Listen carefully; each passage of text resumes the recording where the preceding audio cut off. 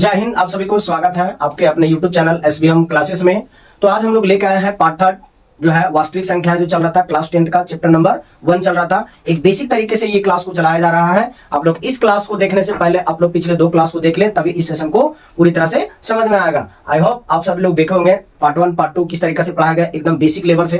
ठीक है, तो आप लोग बने रहे इस कंटिन्यू क्लास में। बोले थे आप लोग को कि एक बेसिक 0 लेवल से चलाया जाएगा। जो बच्चे लोग बोलते हैं ना कि वास्तविक संख्या क्या है, सम संख्या क्या है, विषम संख्या क्या है, जिस संख्या से वो डर रहा था, आज उस संख्या से आप लोग को वो डर को हम लोग हटाने का काम कर रहे हैं। ठीक है, तो ये डर कब खत्म होगा? जब आप लोग इस क्लास को बेसिक तरीका से देखेंगे, उसको रिवीजन कीजिएगा, तभी ये समझ में आएगा। आगे क्लास में भी हम लोग बात करेंगे परिमेय संख्या, पिछले क्लास में भी बताए थे, आज इस क्लास में भी रिवीजन कर देंगे एक बार। ठीक है, तो परिमेय संख्या के बारे में आज हम लोग देखेंगे इस क्लास में। ठीक है, जो देखा जाए इस चैप्टर का नाम वास्तविक संख्या है, ये पार्ट 3 है, एकदम बेसिक क्लास से चलाया जा रहा है। आप लोग इस क्लास को एक बेहतरीन तरीके से आप लोग को ये क्लास देने और बोला जाए कि पढ़ाने का प्रयास हम लोग करेंगे। आप लोग को प्रॉमिस ये किया जा रहा है इस क्लास से, SBM क्लासेस से, कि आप लोग को जो डर जो बैठा हुआ है उस डर को हटाने का पूरा प्लान या इसका एक योजना निकाला गया है। तो ये योजना कब आप पे लागू होगा? जब ये योजना को पूरी तरह से कंटिन्यू तरीके से आप लोग समझिएगा, एक प्रॉपर नोट्स बनाइएगा, तभी जाके ये समझ में आएगा। ठीक है, तो चलिए टाइम ना गवाते हुए इस क्लास को हम लोग स्टार्ट करते हैं। क्या आई होप आप लोग को समझ में भी आएगा। 2 क्लास भी देखे। ठीक है,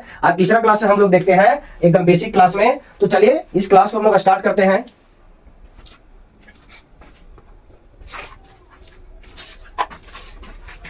इस क्लास में देखा जाएगा आज हम लोग को इस क्लास के माध्यम से कि परिमेय संख्या के बारे में हम लोग फिर से जानकारी लेंगे। ठीक है, अभाज्य संख्या बता दिए थे, भाज्य संख्या बताए थे। ठीक है, आज हम लोग पढ़ेंगे क्या, एक परिमेय संख्या के बारे में। परिमेय संख्या, परिमेय संख्या।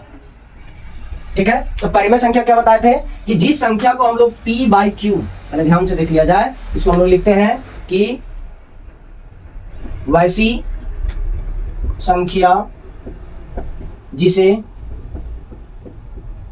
P/Q के रूप में व्यक्त किया जाता है। ठीक है, उसे क्या कहते हैं हम लोग? उसे परिमेय संख्या कहा जाता है।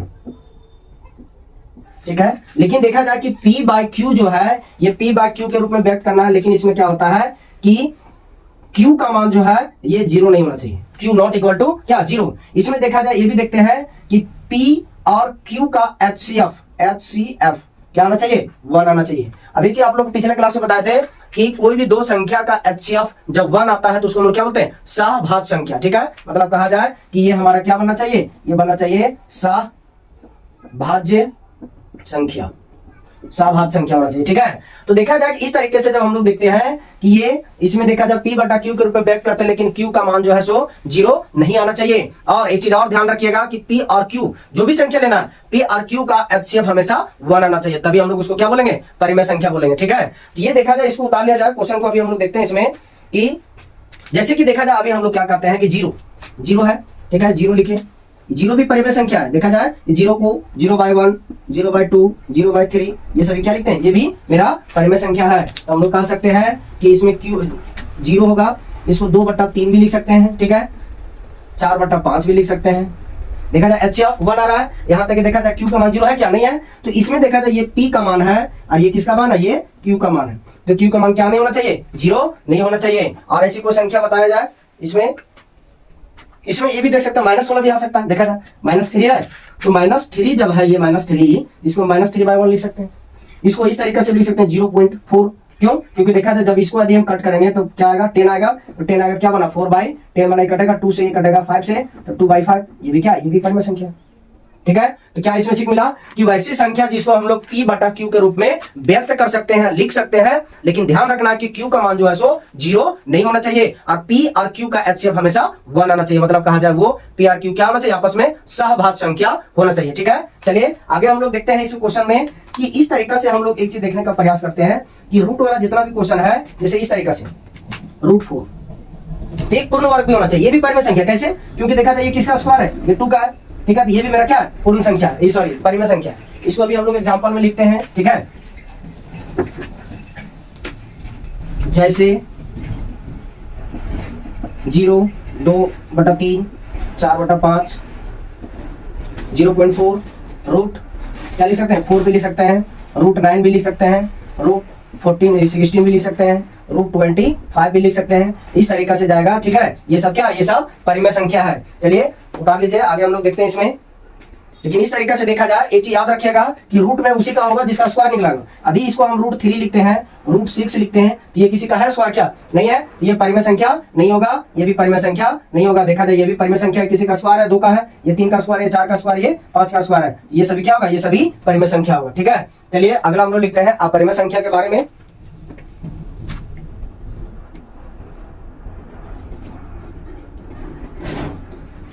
इसमें यह भी हो सकता है कि देखा जाए कि यदि कोई संख्या है 0.2 है, बार बार आ रहा है, इस तरीके से भी होता है परिमेय संख्या।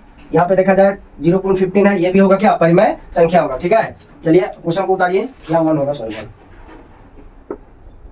ठीक है। चलते हैं अगला हम लोग अपरिमेय संख्या के बारे में देखते हैं। तो अपरिमेय संख्या में सेम इसी का उल्टा है कि वैसी संख्या जिसे हम P/Q के रूप में क्या व्यक्त नहीं कर सकते हैं, उसी का हम लोग क्या कहते हैं, अपरिमेय संख्या कहते हैं। और अपरिमेय संख्या देखा जाए ये सेम है, परिमेय संख्या का उल्टा में है, ठीक है। इसको P/Q में व्यक्त कर सकते हैं, लिख सकते हैं, वो परिमेय संख्या हो गया। और जिसको हम लोग P/Q के रूप में नहीं लिख सकते, वो क्या हो गया, अपरिमेय संख्या होगा, ठीक है।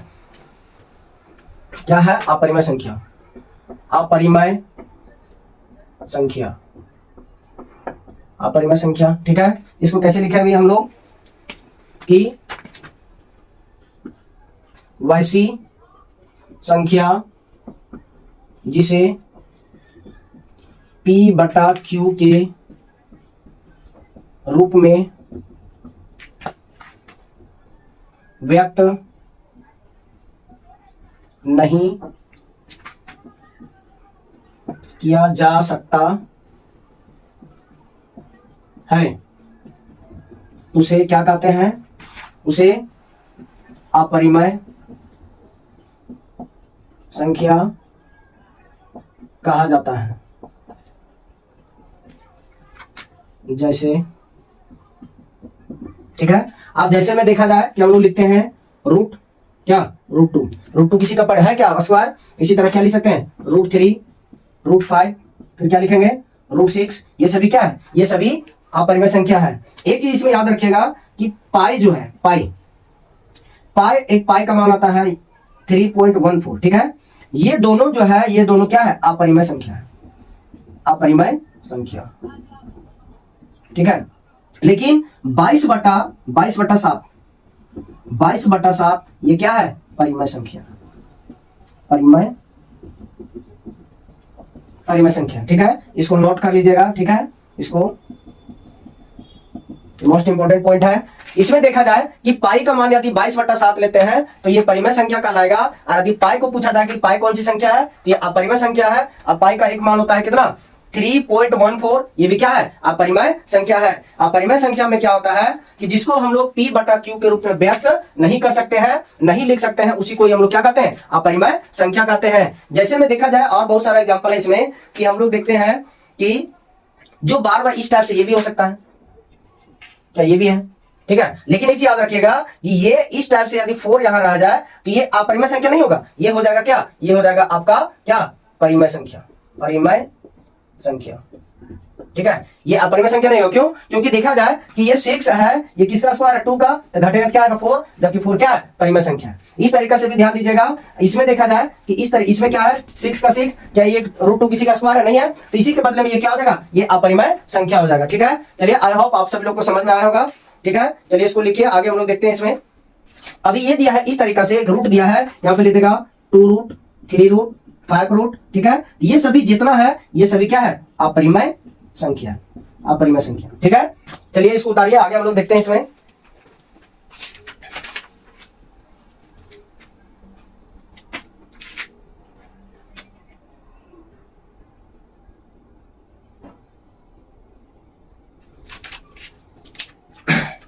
इसको मिटाते हैं अभी, ठीक है।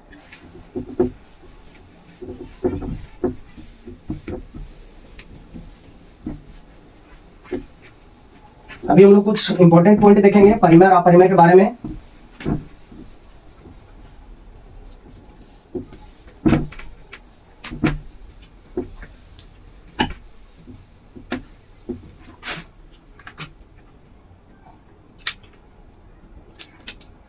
देखा जाए अभी जो हम लोग पढ़े थे वास्तविक संख्या, वास्तविक संख्या,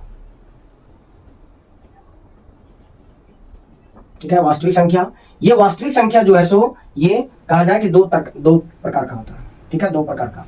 एक होता है परिमेय, परिमेय संख्या, ठीक है। दूसरा क्या होता है? अपरिमेय संख्या, अपरिमेय संख्या, ठीक है। तो इसमें देखा जाए कि वास्तविक संख्या दो प्रकार के होता है, एक होता है परिमेय संख्या, एक होता है अपरिमेय संख्या। परिमेय संख्या को क्या बोलेंगे कि इसको हम लोग P बटा Q के रूप में लिख सकते हैं, लेकिन Q का मान बराबर में 0 नहीं होना चाहिए। एक और क्या बताए थे इसी में कि इसमें क्या कि P और Q जो है सो ये पूर्णांक भी होता है, लिख दे रहे हैं यहाँ पे पूर्णांक, ठीक है, पूर्णांक भी होता है। यहां तक कि P और Q का HCF कितना आना चाहिए? 1 आना चाहिए। और इसी को हम लोग क्या बोलते हैं?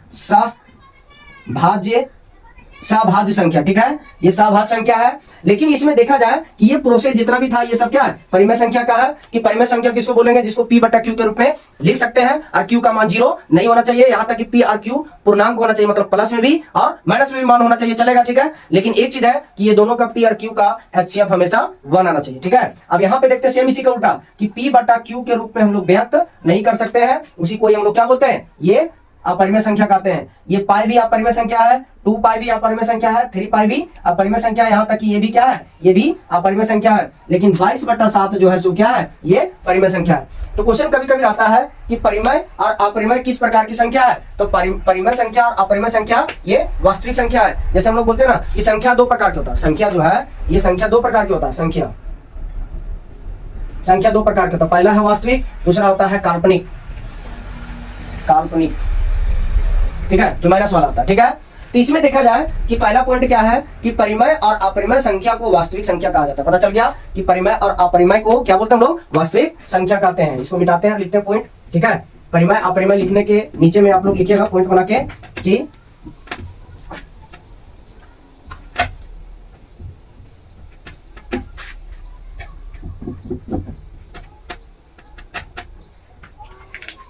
लिखते हैं पॉइंट बना के कि परिमेय संख्या और अपरिमेय संख्या वास्तविक संख्या कहलाती है। हो गया, पहला पॉइंट हो गया। दूसरा में देखा जाए कि जितना भी जो है कि सभी परिमेय संख्या जो है सो वास्तविक संख्या कहलाती है और सभी अपरिमेय संख्या क्या कहलाती है? वास्तविक संख्या कहलाती है। तो इसमें लिखेंगे कि सभी परिमेय संख्या वास्तविक संख्या कहलाती है। हो गया कि सभी परिमेय संख्या क्या कहलाती है? वास्तविक संख्या कहलाती है। और ठीक इसी तरह कि सभी अपरिमेय संख्या, सभी अपरिमेय संख्या वास्तविक संख्या कहलाती है, ठीक है। सभी अपरिमेय संख्या वास्तविक कहलाती है और सभी परिमेय संख्या भी वास्तविक संख्या कहलाती है। आगे हम लोग देखते हैं इसमें कि बताया जाता है कि सभी वास्तविक संख्या अपरिमेय और परिमेय नहीं कहलाती है। अब इसी में इसी का उल्टा, अब देखा जाए इसमें क्या है कि सभी वास्तविक संख्या परिमेय और अपरिमेय संख्या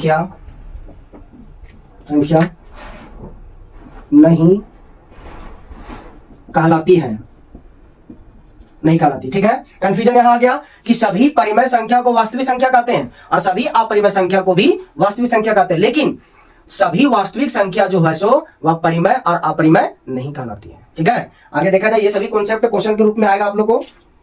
आगे हम लोग देखते हैं, इसमें है कि एक परिमेय संख्या का योग, एक परिमेय और एक अपरिमेय संख्या का योग जब जोड़ते हैं तो क्या आता है? अपरिमेय आता है। जैसे देखा जाए कि अभी हम लोग बोले थे कि 2 अभी 2 को जोड़ते हैं, देखा जाए 2 2 ये है, ये परिमेय संख्या है, इसको जोड़ देते हैं √2 क्या अपरिमेय संख्या है। जब इसको जोड़ते हैं तो ये बन जाता है मेरा क्या अपरिमेय संख्या। ठीक है, इसको अभी लिखते हैं हम लोग इसी में कि देखा जाए कि एक परिमेय संख्या, ठीक है, एक परिमेय संख्या और एक अपरिमेय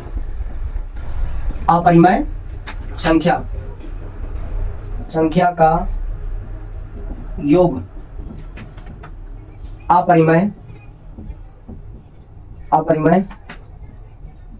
संख्या कहलाती है। कंफ्यूजन देखा जाए, पहले अभी देखा जाए कि एक परिमेय संख्या कहा गया, तो एक परिमेय संख्या को यदि हम लेते हैं 4, ले लिए 4, ठीक है, और एक अपरिमेय संख्या, कोई भी अपरिमेय संख्या ले लिए √3, ठीक है। योग का मतलब क्या होता है? जोड़। जब एक परिमेय संख्या को दूसरी अपरिमेय संख्या से जोड़ते हैं तो ये जो बनता है, ये कौन सी संख्या प्राप्त होगा? ये संख्या जो है सो मेरा अपरिमेय संख्या, क्या अपरिमेय संख्या प्राप्त होगा। ठीक है, समझ में आ गया कि एक परिमेय संख्या को दूसरी अपरिमेय संख्या के साथ जब जोड़ते हैं हम लोग तो क्या प्राप्त होता है? अपरिमेय संख्या ही प्राप्त होता है। इसको एग्जांपल में लिख लिया जाए, ठीक है। ये परिमेय है, ये अपरिमेय है, दोनों को जोड़ते हैं क्या मिलता है? अपरिमेय संख्या मिलता है। आगे देखा जाए इसमें बताया जाता है कि सेम उसी तरीका से अभी देखा जाए कि यदि हम जोड़ दिए तो अपरिमेय प्राप्त हुआ, ठीक है। अब दूसरा में हम लोग देखते हैं, इसको मिटाते हैं ऊपर वाला, आप लोग एक बार लिख लीजिए, ठीक है, उसके बाद हम लोग चलते हैं।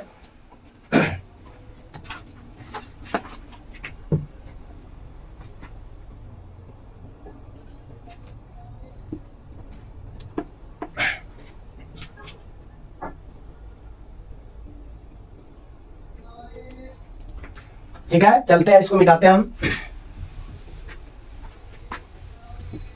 अभी देखा जाए कि जब जोड़ें तो ये आया क्या? अपरिमेय संख्या। किसको किसको जोड़ना है? एक परिमेय को जोड़ना है अपरिमेय के साथ, ठीक है। तो परिमेय और अपरिमेय को जब भी जोड़ते हैं तो वह क्या बन जाता है? अपरिमेय संख्या बन जाता है, ठीक है। लेकिन देखा जाए कि अगला कॉन्सेप्ट में है कि एक परिमेय संख्या और एक अपरिमेय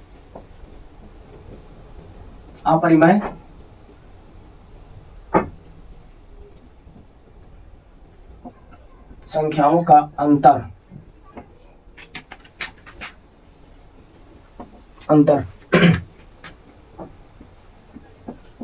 अपरिमेय संख्या कहलाती है,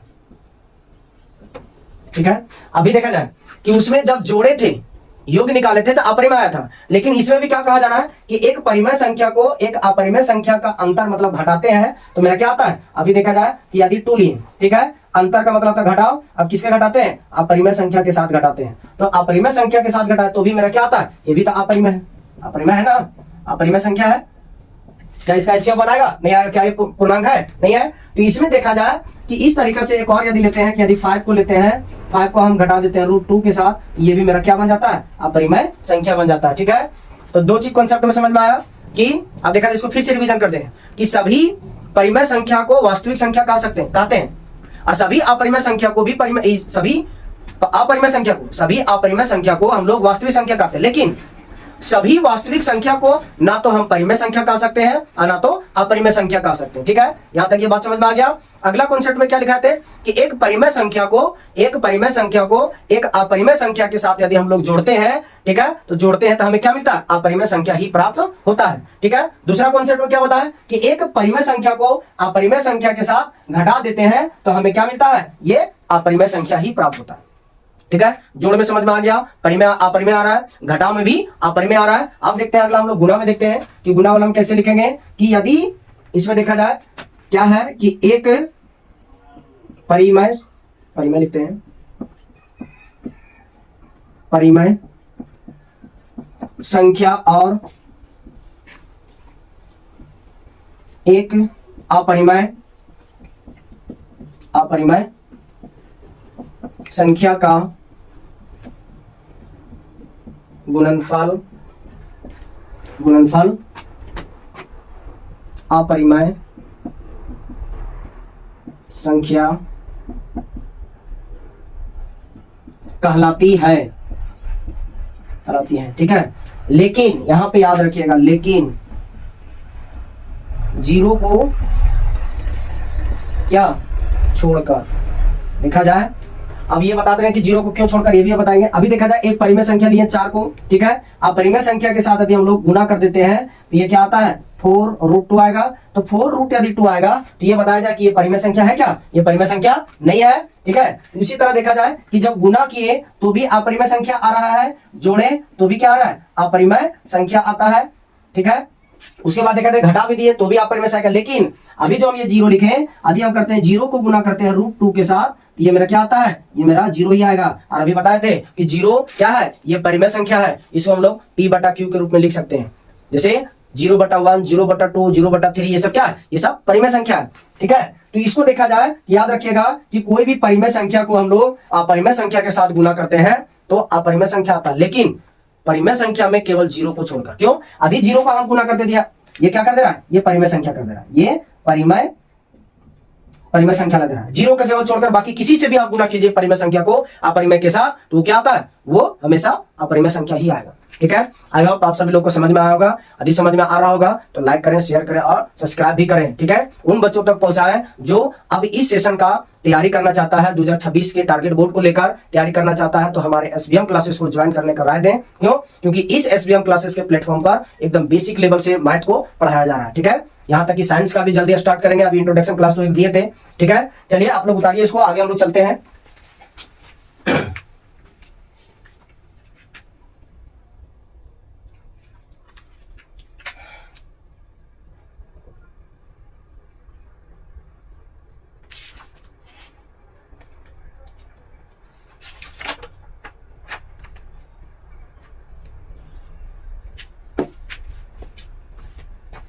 अब देखते हैं हम लोग, एक प्रमेय है, ये तो झारखंड एकेडमिक में पूछा, ये सिलेबस से हटा दिया गया है तो उसको हम लोग नहीं पढ़ते हैं, आगे हम लोग देखते हैं उसके बारे में। लेकिन कुछ क्वेश्चन सॉल्व करा दिया जाएगा HCF निकालने के माध्यम से। हम लोग अभी पढ़ेंगे कि HCF किस तरीके से निकाला जाता है, LCM कैसे निकाला जाता है, ठीक है। ये सभी के बारे में हम लोग अभी पढ़ेंगे।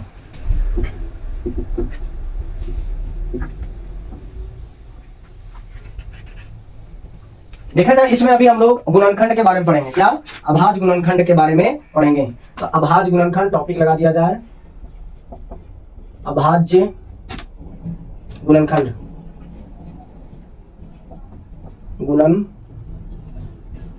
ठीक है। अभाज्य गुणनखंड ये BBI टॉपिक है, क्योंकि इससे भी क्वेश्चन पूछा जाता है और ये जरूर ही अवश्य पूछा जाएगा, ठीक है। इस विधि का क्वेश्चन हम लोग पढ़ेंगे इसमें। तो देखा जाए अभाज्य क्वेश्चन देगा कि अभाज्य गुणनखंड के गुणनफल के रूप में लिखना है। जैसे देखा जाए अभी सब लोग LCM HCF पढ़े, अभी लेते हैं 120, ठीक है। तो 120 का बोलेगा कि अभाज्य गुणनखंड करके, अभाज्य गुणनखंड क्या होता है कि वैसी संख्या जो पहले हम लोग अभाज्य संख्या बारे में जानते हैं। अभाज्य संख्या क्या बताते हैं कि वैसी संख्या जो केवल अपने आप के टेबल में आता हूं और एक के टेबल में आता हूं, ठीक है। तो इसमें देखते हैं कि यदि हम लोग इस तरीके से इसको निकालते हैं, 2 के टेबल से कितना 6 बार में 60 बार में आया, फिर क्या आता है 2 के टेबल में 30 बार में, ये आता है 15 बार में, फिर 3 के टेबल में 5 बार में, ठीक है। तो यहाँ पे देखते हैं हम लोग क्या लिखेंगे कि 120 को क्या लिखेंगे, 1 2 3, यहाँ क्या लिखेंगे 3 बार लिखेंगे, फिर 3 गुने, इस तरीके से इसी फॉर्म को एग्जाम में पूछा जाता है। 2 तरीके से हो सकता है कि यदि ये 120 आपको ये क्वेश्चन बना देगा और बोल देगा कि अभाज्य गुणनखंड के रूप में लिखे, तो ये आपका क्या हो जाएगा, ये आपका आंसर हो जाएगा। या तो कभी एक टाइप से और देगा, ठीक है। इसी को हम लिख रहे हैं कि 2 गुने 2 गुने 2 गुने 3 गुने 5, ठीक है। ये किसका अभाज्य गुणनखंड है। तो अभी देखा जाए 2 दूनी 4 दूनी 8, 8 5 40, 40 दिया 120, मतलब ये किसका है 120 का अभाज्य गुणनखंड है, ठीक है। या तो इसी को क्या कर देगा कि देखा जाए 1 2 3 है तो 2 के पावर 3 गुने 5, ठीक है, ये आ गया। इसको हम लोग क्या कहते हैं, ये भी मेरा क्या, ये भी हमारा आंसर होता है। इसी को बोलते हैं अभाज्य गुणनखंड विधि के माध्यम से, ठीक है।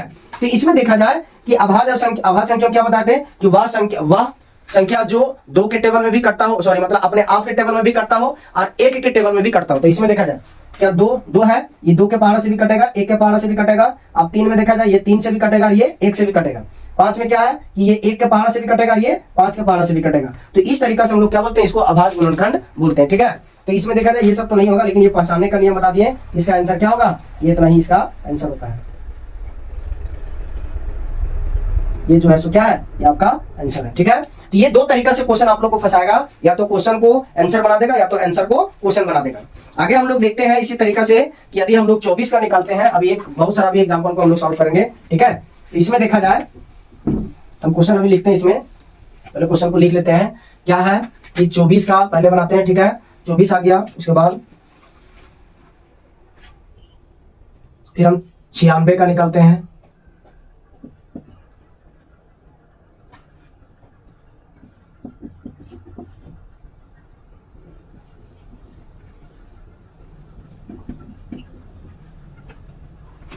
तो देखा जाए ये सभी है, अभी हम लोग एक करके सॉल्व करते हैं। तो पहले 24 का अभाज्य गुणनखंड हम लोग निकालते हैं। क्या निकलेगा, इसको इस तरीके से निकालेंगे, 12 बार में, 6 बार में, 3 बार में। तो हम लोग क्या लिखेंगे, इसका देखा जाए कि 24 बराबर क्या, 2 गुने 2 गुने 2, फिर लास्ट में क्या 3।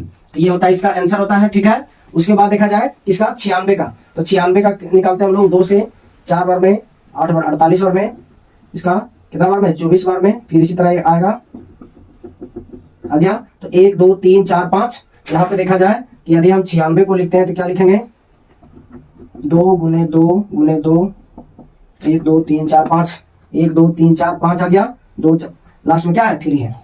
ये इसका क्या होता है, ये आंसर होता है। इस फॉर्म का ही नाम जो है सो क्या है, अभाज्य गुणनखंड है। अभी इसी के अभाज्य गुणनखंड के माध्यम से भी हम लोग एलसीएम को निकालेंगे, एचसीएफ को निकालेंगे। ठीक है, एक देखा जाए इस तरीके से एग्जाम में क्वेश्चन भी रहता है। अभी देखा जाए कि हम लोग 96 निकाल दिए, 24 का निकाल दिए। अब एक और लास्ट देखते हैं, 32 का निकालते हैं हम लोग। ठीक है, तो 32 का क्या होगा, 2 से लगाते हैं, 16 बार में, 8 बार में, 4 बार में, ये 2 बार में। ठीक है, तो 32 का क्या लिखते हैं हम लोग, 1 2 3 4 5, तो 1 2 3 4 5, ये क्या हो गया, ये इसका आंसर होता है। ठीक है, आई होप आप सभी लोग को समझ में आया होगा कि अभाज्य गुणनखंड क्या है, किस तरीके से बनाया जाता है। ठीक है, तो चलिए इसको उतार लीजिए और ये सभी आप लोग बनाने का ट्राई कीजिएगा। ठीक है, ये आप लोग का क्या है, SW है। अभी तो चाहते सब बना देते हैं, लेकिन आप लोग भी तो बैठ के ट्राई कीजिए इसमें। ठीक है, नहीं बनेगा तो कमेंट सेक्शन में लिखिएगा, हम सॉल्व कर देंगे। ठीक है, जबकि ये सभी जो ये सब चैप्टर का है, इसको चैप्टर में भी हम लोग पढ़ाएंगे। ठीक है, चलिए इसको उतार लीजिए एक बार।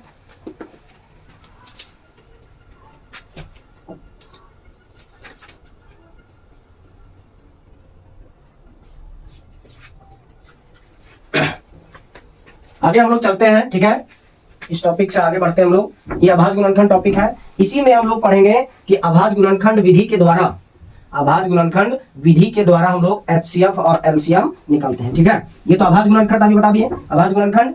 उसके बाद अभी हम लोग देखते हैं इसमें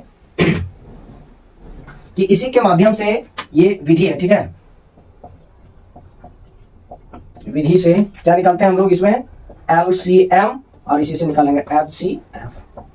ठीक है, एलसीएम और एचसीएफ निकालेंगे। जैसे देखा जाए अभी हम बताते हैं इसमें कि ये क्वेश्चन है कि 12, 15 और 18 का एचसीएफ और एलसीएम ज्ञात करें। ठीक है, ये क्वेश्चन है कि 12, 15 और 18 का एचसीएफ भी निकालना है और एलसीएम भी निकालना है। तो पहले हम लोग क्या करते हैं, 12 का निकालते हैं अभाज्य गुणनखंड साइड में। तो 12 का क्या निकलेगा, 2 छक्के 12, 2 तिया 6। हम लोग क्या लिखेंगे कि 12 में 2 दूनी 4, 4 तिया 12 हो गया। उसी तरीके से देखा जाए 15 का क्या निकालते हैं, 3 पचे 15। ठीक है, यहाँ एक भी ले सकते हैं हम लोग, इसमें भी एक ले लिए। ठीक है, अब क्या बचा 18 का, तो 18 का क्या लिखेंगे, 2 3 दूनी 6, सॉरी 2 तिया 6, 6 तिया 18 आ गया। ठीक है, अब इसमें देखते हैं हम लोग इसमें कि जब ये आया तो यदि तीनों में देखना है, यदि तीनों में जो अंक मिल गया, इसमें भी क्या लेते हैं, 1 लेते हैं। 1 का तो कोई वैल्यू नहीं रहता है। ठीक है, छिपा हुआ रहता है। तो इसमें देखा जाए कि ये तीनों अंक में जो अंक मिलेगा वही मेरा एचसीएफ होगा। ठीक है, तो इसमें देखा जाए कि क्या मिल रहा है, 2 है इसमें, क्या इसमें 2 है, इसमें 2 है क्या, इसमें नहीं, 3 खत्म हो गया, 2 3 से लिखते हैं, 3 यहां पर भी मिला, 3 यहां पर भी मिला और 3 यहां पर भी मिला। ठीक है, 1 भी है, 1 1 और यहां पर भी क्या 1। तो हम लोग लिखेंगे एचसीएफ बराबर 3 × 1 मिला था। अब इसको गुना करने क्या आएगा, 3 आएगा। ये हमारा क्या होता है, ये हमारा आंसर होता है, मतलब ये क्या एचसीएफ है। लेकिन देखा जाए एलसीएम में क्या होता है, एलसीएम में कि जो मिला उसको पहले लिखते हैं। 1 3 मिला तो 3 लिख दिए, फिर क्या लिखे 1 लिखे, 3 मिला। अब इसमें देखा जाए कि ये दोनों मिला, नहीं मिला, ये 2 को यहाँ लिखते हैं, 2 गुने 2 लिख दिए। 5 मिला क्या, नहीं मिला, 5 भी यहाँ पे लिख देते हैं। उसके बाद देखा जाए 2 और 3, ये भी नहीं मिला, तो इसको लिखते हैं 2 गुने 3। अब इसको गुना करते हैं, 3 एकम 3, 3 दूनी 6, दूनी 12, 12 25 60, 60 आया, ये तरह क्या गुना करके 60 आया। अब इसको 3 दूनी 6, अब 6 और 60 को गुना करते हैं तो कितना आता है 6 6 36, मतलब 360 आंसर आता है। ठीक है, ये हमारा क्या होता है एलसीएम होता है। तभी अभी तो समझ में आ जाएगा, एक क्वेश्चन है, 2-3 क्वेश्चन और करवाते हैं तो आप लोग को एग्जांपल के माध्यम से ही समझ में आ जाएगा कि अभाज्य गुणनखंड विधि से हम लोग एचसीएफ और एलसीएम कैसे निकालते हैं। ठीक है, तो पहला हम लोग क्या करना है कि इसको पहले, इसका पहला काम क्या है कि अभाज्य गुणनखंड के रूप में लिखना सबको। इसको भी अभाज्य गुणनखंड के रूप में लिख दिए, इसको भी अभाज्य गुणनखंड के रूप में लिख दिए, इसको भी लिखें, इसको भी लिखें। तो पहला काम है कि अभाज्य गुणनखंड को हम लोग ठीक से लिखें। उसके बाद क्या है कि तीनों में देखेंगे कौन सा अंक कॉमन है, तो ये तीनों कॉमन है, ये भी तीनों क्या कॉमन है। तो जो कॉमन रहेगा, जो मिलेगा सभी में, वो इसको गुना करके क्या बोले हम लोग एचसीएफ बता देंगे। ठीक है, ये मेरा एचसीएफ है। उसके बाद देखते हैं कि जो एलसीएम में क्या होता है कि जो मिला सो लिख दिए, उसके बाद जो नहीं मिला उसको भी हम लोग साइड से क्या करते हैं गुना कर देते हैं। सभी को गुना करने के बाद जो आएगा सो क्या बनेगा एलसीएम, एलसीएम। ठीक है, लोवेस्ट कॉमन मल्टीप्लाई। ठीक है, और इसमें क्या होता है हाईएस्ट कॉमन फैक्टर, इसी को हिंदी में बोलते हैं क्या मासा, मासापा, महत्तम समापवर्तक। ठीक है, उसके बाद इसको क्या बोलते हैं ला सा पा, लघुत्तम समापवर्तक, मतलब छोटा से छोटा लघु। ठीक है, चलिए इसको उतारिए, अगला ऑप्शन को हम लोग देखते हैं, क्वेश्चन 2-3 को देते हैं। ठीक है, अगला इसी तरीके से हम लोग बनाते हैं इसमें कि यही अभाज्य गुणनखंड विधि ही रहेगा। तो अभाज्य गुणनखंड विधि रहेगा, इसमें हम लोग एलसीएम और एचसीएफ को निकालना है। अगला क्वेश्चन आप लोग बनाइए कि 18 24 और 30, 18 24 और 30 का एचसीएफ भी निकालना है और एलसीएम भी निकालना है। अभी देखा जाए इसमें देखते हैं हम लोग क्या होता है कि 18 24 और 30 का एचसीएफ और एलसीएम क्या करना है ज्ञात करें। सेम वही तरीका अभाज्य गुणनखंड। तो पहला क्या करेंगे हम लोग कि 18 को और 24 और 30 को, ये तीनों को क्या निकालेंगे अभाज्य गुणनखंड। 30 का क्या निकलेगा 2 तिया 6, 6 तिया 18। ठीक है, इसमें क्या आएगा 2 दूनी 4, 4 दूनी 8, 8 तिया 24 आ गया। इसमें क्या करेंगे 2 को 2 तिया 6 और 6 पचे 30। क्लियर। अब इसमें देखा जाए कि एलसीएम और एचसीएफ क्या होगा एचसीएफ एलसीएम। ठीक है, तो इसमें देखा जाए कि इसमें 2 है, यहाँ भी 2 है, यहाँ ये तीनों मिल गया, मिला तो पहले 2 लिखते हैं। तीनों में से तीनों मिल गया, तीनों में से कोई एक को लिखना। ठीक है, उसके बाद देखा जाए ये 3 है, देखा जाए 3 ये तो मिल रहा है, इस तरह से मिला ना तीनों। तो इसमें क्या लिखे 3 और कोई चीज मिला क्या नहीं मिला, तो ये 6 क्या होगा इसका एचसीएफ होगा, ये इसका आंसर होता है।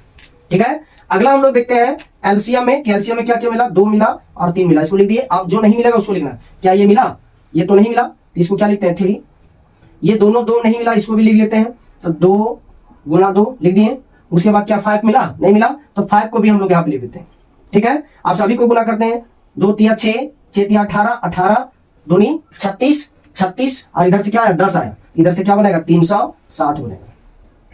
कोई दिक्कत 360 बनेगा, यहाँ पे देख लेते हैं। ठीक है, 360 ही बनेगा। 6 2 तिया 6, 18, 18 दूनी 36, 36 को 10 से गुना करेंगे तो क्या आता है यहाँ पे आता है, यह आ जाएगा 360।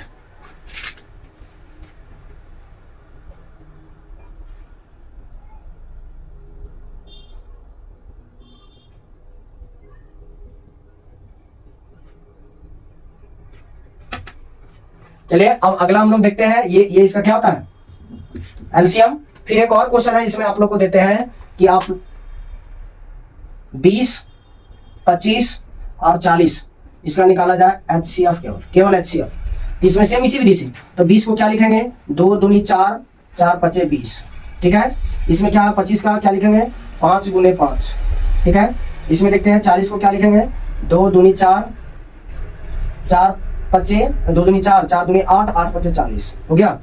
तो इसमें देखा जाए क्या मिला 5 ये मिल गया, सब साइड वाला मिला। 2 इसमें तो नहीं, तो 2 का कहानी खत्म। मतलब क्या कर सकते हैं एचसीएफ बराबर क्या आएगा 5 आएगा। ठीक है, इस तरीके से निकालना जाए, या तो ये भी देखा जाए, एक और मेथड आप लोग को बता रहे हैं कि ये जो देखा जाए 20, 25 और 40। ठीक है, ये किस पहाड़ में आ रहा है, तो सबसे हाईएस्ट देखना है। ये देखा जाए 2 में भी आता है, ये भी आता है 2 में, लेकिन ये 2 नहीं आता है। 4 में ये दोनों आ रहा है, ये नहीं आ रहा है। यदि 5 में देखते हैं तो 5 को पूरा पूरी काट दे रहा है, कट जा रहा है 4 बार में। इसको भी 5 से दे देते हैं, ये भी पूरा पूरी कट जा रहा है, ये भी पूरा पूरी कट रहा है। मतलब वैसा संख्या को लेना है जो ये तीनों को काट दे। मतलब 20, 25 और 40 जो है ये एक ऐसी संख्या है, ऐसी पहाड़ा लेना है, ऐसा पहाड़ा लेना है जो ये सभी को काट देगा, कटेगा नहीं काट देगा। मतलब 5 से ये 5 इसको भी काट दे रहा है, कितना 4 बार में, ये 5 बार में और ये 8 बार में काट दे रहा है। तो इस तरीके से जो काटेगा वही हमारा क्या कहलाएगा, HCF कहलाएगा। ठीक है, कोई दिक्कत? चलिए इसको उतार लीजिए, आगे हम लोग देखते हैं, कुछ क्वेश्चन और करवा देते हैं।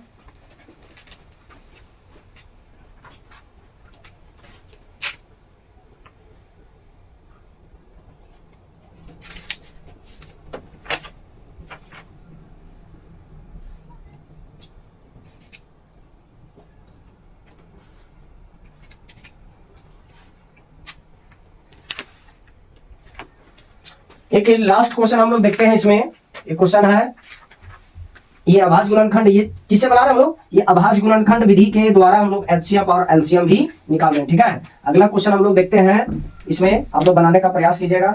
आगे देखते हैं क्वेश्चन, सेम यही क्वेश्चन है, इसमें LCM और HCF दोनों निकालना। ठीक है, क्वेश्चन लिखा जाए इसमें है कि 48, 72, 120। ठीक है, 48 का भी निकालना है, 72 का निकालना है और 120 का। तो यहाँ पे देखा जाए कि 48 को यदि निकालते हैं तो 2 से 24 बार में, 12 बार में, 6 बार में, 3 बार में, क्या है 1 2 3 4, तो लिखेंगे यहाँ 2 गुने 2, 2 दूनी 4 दूनी 8 दूनी 16, 16 तिया 48 आ गया। अब इसको क्या लिखते हैं हम लोग, 72 को इस तरीके से निकालते हैं, कितना बार में, 3 6 36, 18 9 3, मतलब 2 दूनी 4 दूनी 8, 8 तिया 24, 24 तिया 72। ठीक है, 120 का क्या निकलेगा, कैसे 120 का देखा जाए तो 2 से लगाते हैं 60 बार में, 30 बार में, 15 बार में, 3 5 बार में, तो 2 दूनी 4 दूनी 8, 8 तिया 24, 24 बचे 120। ठीक है, आ गया। तो इस तरीके से अभी हम लोग निकालते हैं पहले HCF। ठीक है, HCF एक चीज देखा जाए, ये मिला तीनों, ये तीनों में मिला तो 2 लिखेंगे गुना, फिर इसमें भी देखा जाए ये भी मिला, क्या लिखेंगे 2, और कुछ मिल रहा है, ये भी मिल रहा है, ये दिए 2, और क्या मिल रहा है 3 मिल रहा है, क्या तो 3 देखा जाए, ये 3 मिल रहा है ना, तो क्या लिखेंगे 3 लिखेंगे, और कुछ मिल रहा है क्या, नहीं मिल रहा है। तो इसी को आप देखते हैं 2 दूनी 4 दूनी 8, 8 तिया 24, ये इसका क्या आता है, HCF बन जाता है। अब LCM देखते हैं इसका, LCM, तो जो जो मिला उसको लिख लेते हैं, ये सभी मिला तो क्या लिखते हैं 2 गुने 2 गुने 2 गुने 3। ठीक है, हो गया। अब यहाँ पे क्या नहीं मिल रहा है, क्या ये मिला, नहीं मिला, तो यहाँ लिखते हैं 2, ये भी नहीं मिला, इसको भी लिखते हैं 3, और ये नहीं मिला तो इसको भी लिखते हैं क्या 5। अब गुना कर दिया सभी में, तो यहाँ तक कितना आया था 24 आया था, 2 दूनी 4 दूनी 8, 8 तिया 24, 24, और इधर देखा जाए 15 या 30, 15 दूनी 30, तो 24 गुने 30 को यदि हम गुना करते हैं क्या आता है, 12 के 2 हाथ में 1, 6 और 1 7, 72, मतलब 720 आता है इसका क्या, LCM। ठीक है, आई होप आप सभी को समझ में आया होगा कि अभाज्य गुणनखंड विधि के द्वारा हम लोग क्या LCM और HCF कैसे निकाला जाता है। ठीक है, चलिए आप लोग क्वेश्चन को इसको उतारिए और फटाफट हमारे जो इस वीडियो को लाइक करें, शेयर करें यदि अच्छा लगा होगा तो। ठीक है, चलिए आगे कॉन्सेप्ट को हम लोग देखते हैं इसमें।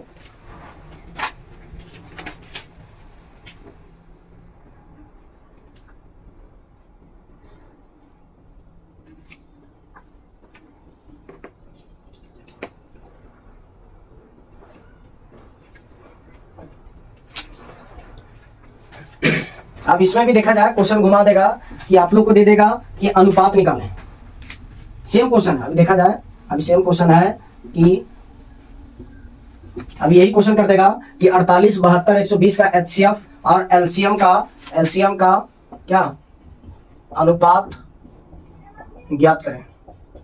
ठीक है, तो अभी देखा जाए, अभी क्या निकाले थे HCF क्या आया था मेरा, HCF आया था 24, और LCM क्या आया 720 आया। तो अभी क्या निकालना है हमको, LCM और HCF का अनुपात निकालना, मतलब 24 अनुपात 720 क्या होता है, ये हमारा आंसर होता है। इस तरीके से भी क्वेश्चन को क्या करेगा, सॉल्व करवाएगा। ठीक है, चलिए आगे हम लोग देखते हैं इसमें।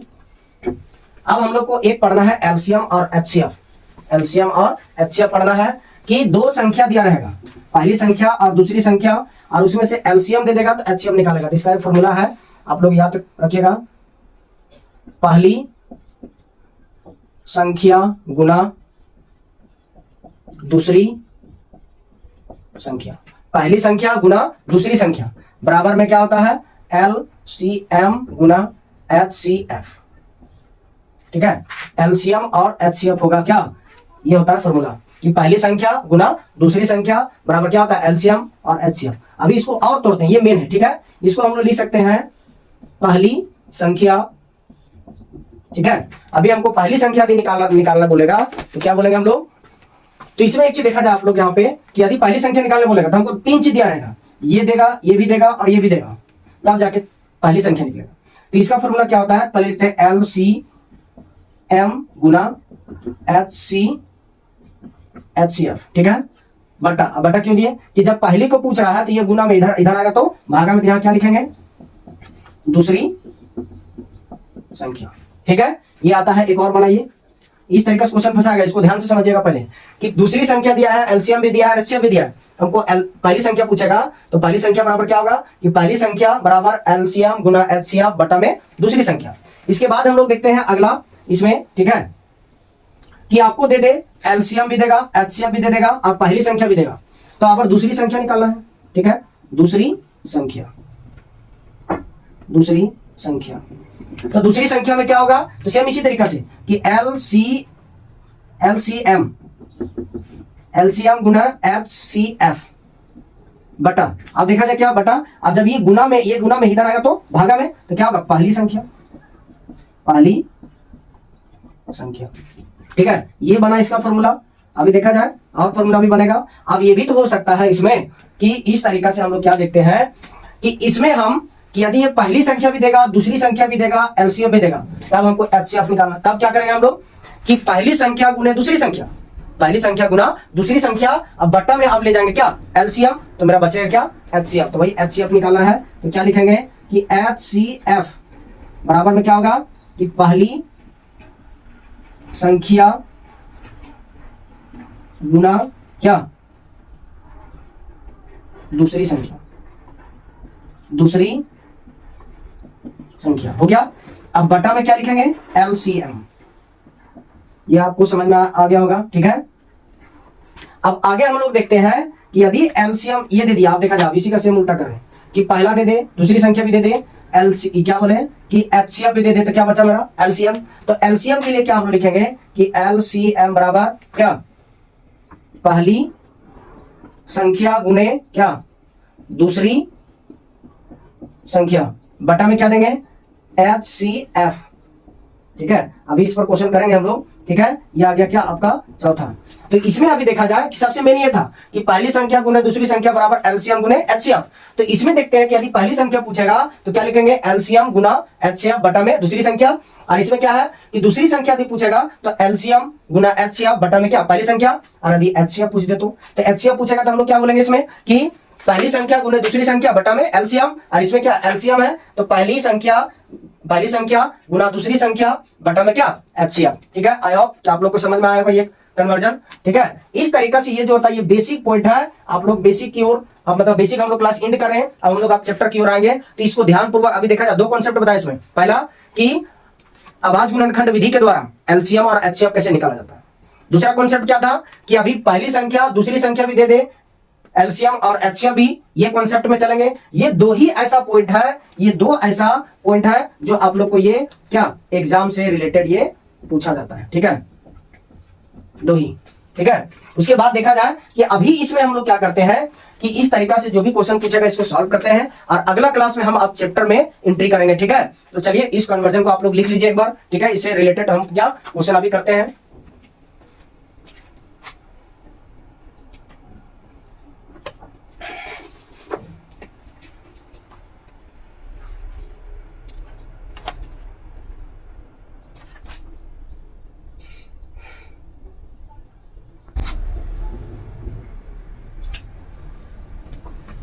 लाइफ में याद रखिएगा बाबू लोग कि 100% विश्वास किसी अदर व्यक्ति पे नहीं करना चाहिए। 100% जो होता है किसी पर भी भरोसा नहीं करना चाहिए। क्यों? क्योंकि कभी कभी ऐसा होता है कि अपना ही दांत जो है जीभ को ही काट डालता है, ठीक है। इससे बहुत बड़ी सीख मिलती है, अपने आप पे बिलीव किया जाए, ठीक है। तो देखा जाए जब अपने आप पे भरोसा नहीं तो क्या वो दूसरा व्यक्ति आप लोग को कुछ कर देगा? क्या नहीं करेगा, ठीक है। इसीलिए अपने आप पे भरोसा बनाए रखो, ठीक है। चलिए आप देखते हैं इस कॉन्सेप्ट पे क्वेश्चन किस तरीके से पूछा जाता है। क्वेश्चन है, लिखते हैं अभी हम लोग कि दो संख्याओं का एलसीएम 360 और एचसीएफ 18 है। 18 है और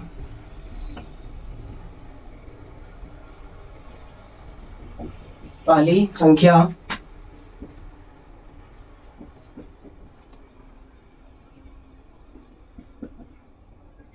बहत्तर हो तो दूसरी संख्या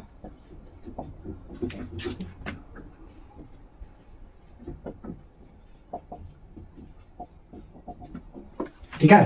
तो देखा जाए क्वेश्चन क्या है इसमें कि दो संख्याओं का एचसीएफ और एलसीएम, यहां तक कि पहली संख्या भी दे दिया गया है, तो आपको क्या निकालना बोल रहा है, दूसरी संख्या।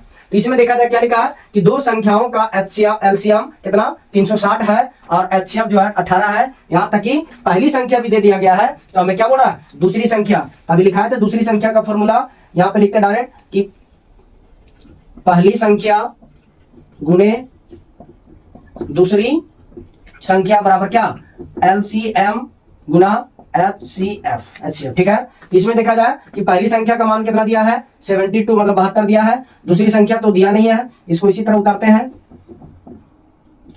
एलसीएम कितना दिया है 360 दिया है और एचसीएफ 18 दिया है, ठीक है, 18 दिया है। तो अब क्या करते हैं हम लोग कि दूसरी संख्या बराबर क्या लिखेंगे, तो दूसरी संख्या होता है एलसीएम, तो एलसीएम कितना 360, एचसीएफ 18 है, बटा अब ये है गुना में, इधर आएगा तो भागा में, ठीक है। तो इसमें देखा जाए कि अब इसको हम लोग क्या करते हैं, इसको काटते हैं तो कटेगा, तो देख लिया जाए 8 चौके 32 के 2 हाथ में 3 मतलब 4 के टेबल में कटेगा, 18 के टेबल में एक बार में और 18 के टेबल में ये 4 बार में, ठीक है। ये भी कट रहा है कि 4 एकम 4 और 4 नवा 36 मतलब 90 बार में, तो मतलब दूसरी संख्या क्या आएगा, दूसरी संख्या बराबर 90 आएगा, ठीक है। आई होप आप सभी को समझ में आएगा। उतार लीजिए, अगला क्वेश्चन भी हम लोग इसी तरह से करते हैं हम लोग।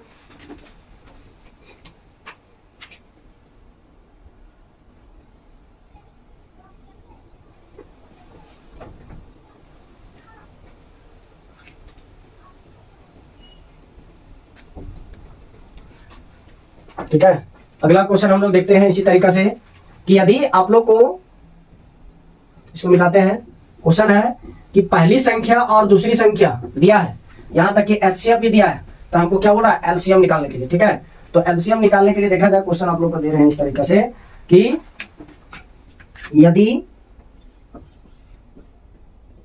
एचसीएफ जो है 36 54, पहली संख्या और दूसरी संख्या का एचसीएफ जो दिया है ये दिया है 9 हो, तो एलसीएम निकालना है किसका 36 और 54 का, ज्ञात करें, ठीक है। इस तरीका से क्वेश्चन देगा कि एचसीएफ दिया है कितना, ये एचसीएफ दिया है 9, पहली संख्या और ये दूसरी संख्या है, ठीक है, ये पहली संख्या और दूसरी संख्या हमको क्या निकालना है एलसीएम। तो यहाँ पे सेम इसी तरीके से लगाएंगे एलसीएम वाला फॉर्मूला कि एलसीएम बराबर क्या होता है पहली संख्या, तो पहली संख्या क्या है 36 गुना दूसरी संख्या क्या है 54 बटा में क्या होगा एचसीएफ, तो एचसीएफ क्या दिया 9 दिया है, 9 के टेबल में एक बार में यानी 9 के टेबल में 4 बार में, इसको गुना करते हैं 4 चौक 16 के 6 हाथ में 1 20 और 1 21, इसका आंसर होता है कितना 216 होता है, ठीक है। आई होप आप सभी लोग को समझ में आ गया होगा, ठीक है। यदि आ गया होगा तो हमारे चैनल को लाइक करें, शेयर करें, सब्सक्राइब करें, ठीक है। और हाँ, बेल आइकन को दबाना ना भूलिएगा, क्यों, क्योंकि हमारे क्लास का हर एक नोटिफिकेशन अब तभी आएगा जब आप लोग बेल आइकन को दबाइएगा तभी, ठीक है। तो चलिए आज का क्लास यहीं एंड करते हैं, अगला सेशन में हम लोग लेकर आएंगे चैप्टर का सॉल्व किया जाएगा, ठीक है। मेरा क्लास कैसा लगा होगा आप लोग कमेंट सेक्शन में लिख के बताइएगा, ठीक है। जय हिंद आप सभी लोग को।